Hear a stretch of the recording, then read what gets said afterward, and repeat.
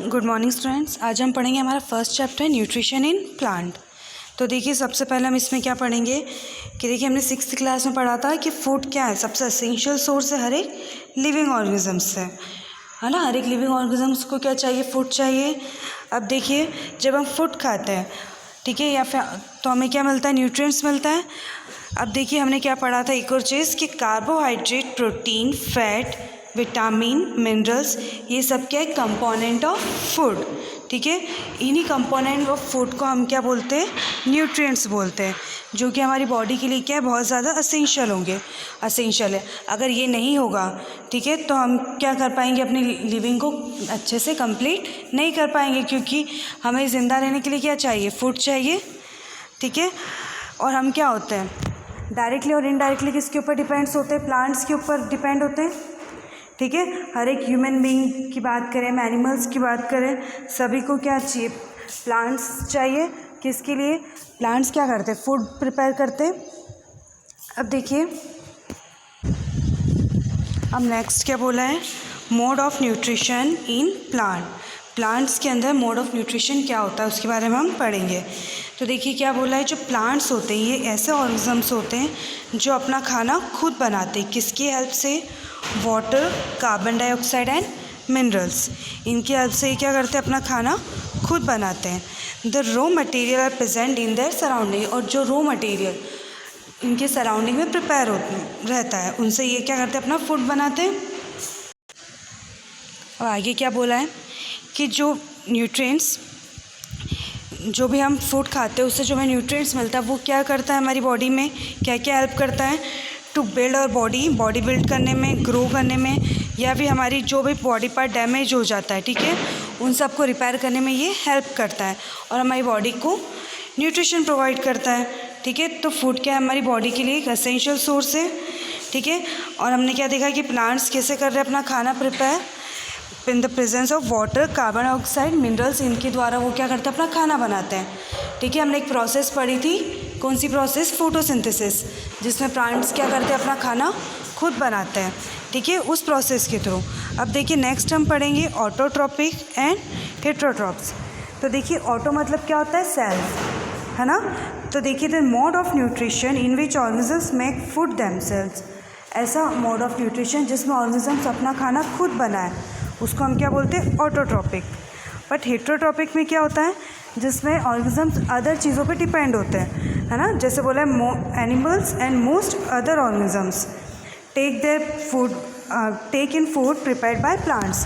किससे ले रहे बहुत सारे ऑर्गेनिजम्स फूड, प्लांट से, तो ऐसे को हम क्या बोलेंगे, हेटेरोट्रॉप्स। तो हमने क्या देखा, ऑटो मतलब सेल्फ, खुद का बनाना, और हेटेरो मतलब दूसरों पर डिपेंड होना। नेक्स्ट हम पढ़ेंगे फोटोसिंथेसिस प्रोसेस। तो देखिए इस फोटोसिंथेसिस प्रोसेस क्या बोला है, food making process in plant.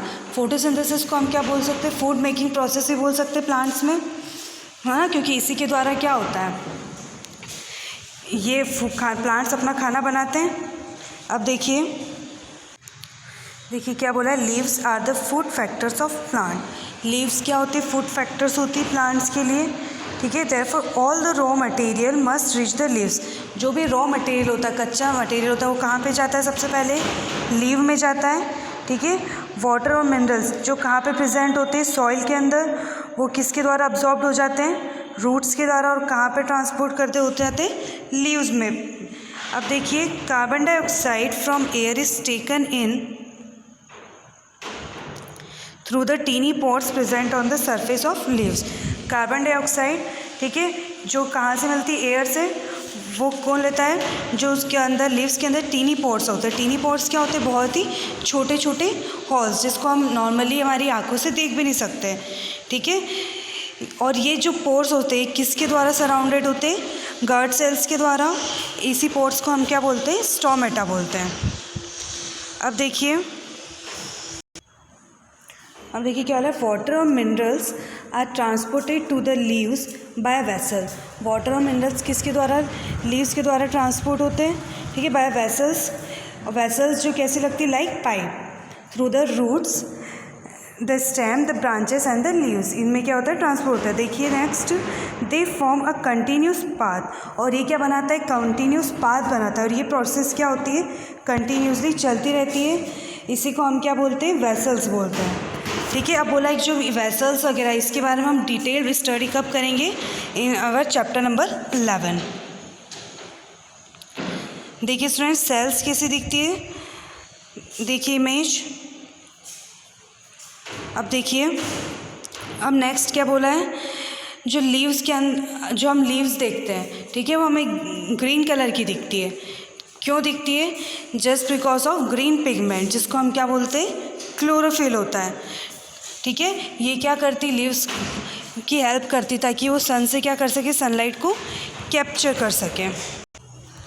देखिए, जो प्रोसेस होती फोटोसिंथेसिस, इसमें अगर सनलाइट प्रेजेंट नहीं होगी तो ये प्रोसेस कभी भी कंप्लीट नहीं हो पाएगी। इसलिए synthesize food occurs in the presence of sunlight. ठीक है, इसी को हम क्या बोल रहे हैं, फोटोसिंथेसिस। देखिए, so we find the chlorophyll, sunlight, carbon dioxide and water are necessary. ये सब हमने पढ़ा है कि ये सब अगर एलिमेंट प्रेजेंट नहीं होंगे तो फोटोसिंथेसिस प्रोसेस हमारी कंप्लीट नहीं हो पाएगी। अब देखिए, the solar energy is captured by the leaves and stored in the plants in the form of food। जो सोलर एनर्जी फूड कैप्चर होती है, ठीक है, किस फॉर्म में कैप्चर होती है वो, in the leaves, in the form of food. अब देखिए, the sun is the ultimate source of energy for all living organisms. हम किसी भी लिविंग ऑर्गेनिजम्स की बात करें, ठीक है, तो उसके लिए क्या बोला है, जो सन है वो अल्टीमेट सोर्स है। ठीक है, क्योंकि अगर सनलाइट नहीं होगी तो लिविंग ऑर्गेनिज्म सर्वाइव नहीं कर पाएंगे।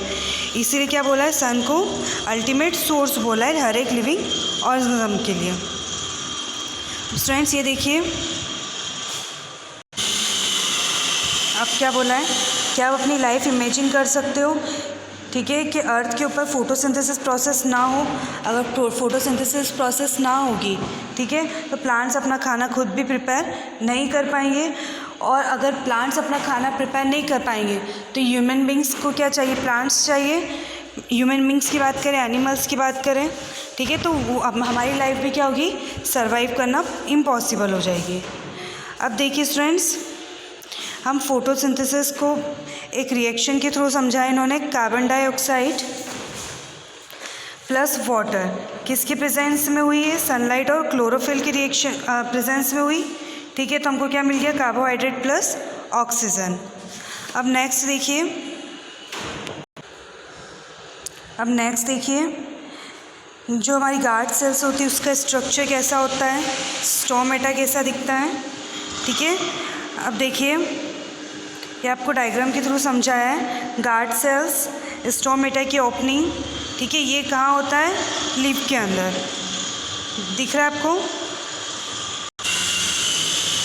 अब देखिए, during the process oxygen is release, इस प्रोसेस में क्या रिलीज होती है, ऑक्सीजन रिलीज होती है। The presence of starch in leaves indicate the occurrence of photosynthesis. The presence of starch की प्रेजेंस क्या बता रही है, लीव्स के अंदर क्या इंडिकेट कर रही है, ऑकरेंस ऑफ फोटोसिंथेसिस की, उसके अंदर क्या है, फोटोसिंथेसिस प्रोसेस है। Starch is also a carbohydrate, starch को हम क्या बोलते हैं, कार्बोहाइड्रेट भी बोलते हैं। तो स्टूडेंट्स, हमने फोटोसिंथेसिस के बारे में पढ़ा है। ठीक है, अब आपको ये डायग्राम और ये अच्छे से पढ़ना है, और कोई भी इससे रिलेटेड डाउट है तो आप उसको पूछेंगे।